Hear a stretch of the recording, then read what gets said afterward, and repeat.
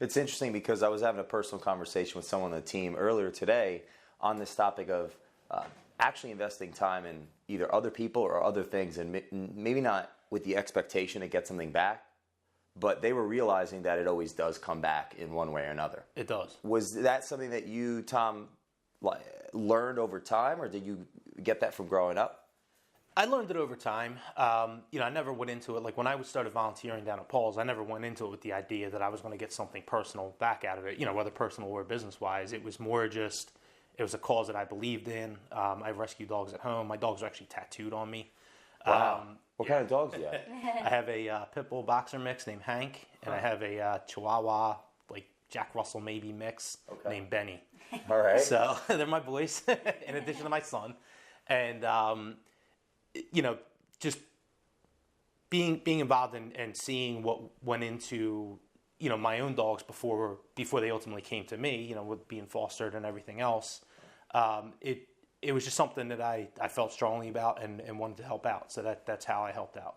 What about you, Capri? Was it something that you were taught growing up, or something you learned over time, just accidentally maybe having more time in your hands and being in the right place at the right time?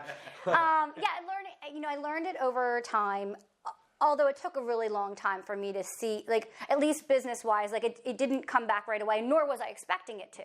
But it was weird how after a certain amount of time had passed, I did notice it come back. But somebody had said to me, whatever point, good people know good people. And, you want to align with yourself with people who think the way you do, as long as it's a positive thought. So I think that I always knew Tommy cared.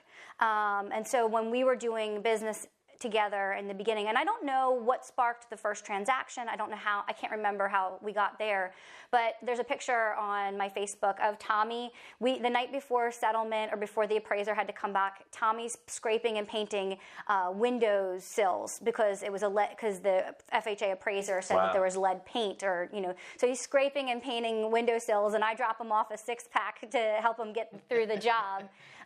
So that was the beginning of where my business picked up, because I realized I loved being able to help people who really needed me, first-time home buyers. And then Tommy was on board, to do the same. And that's kind of how we got started, really, well, at least how I got started really doing serious business. So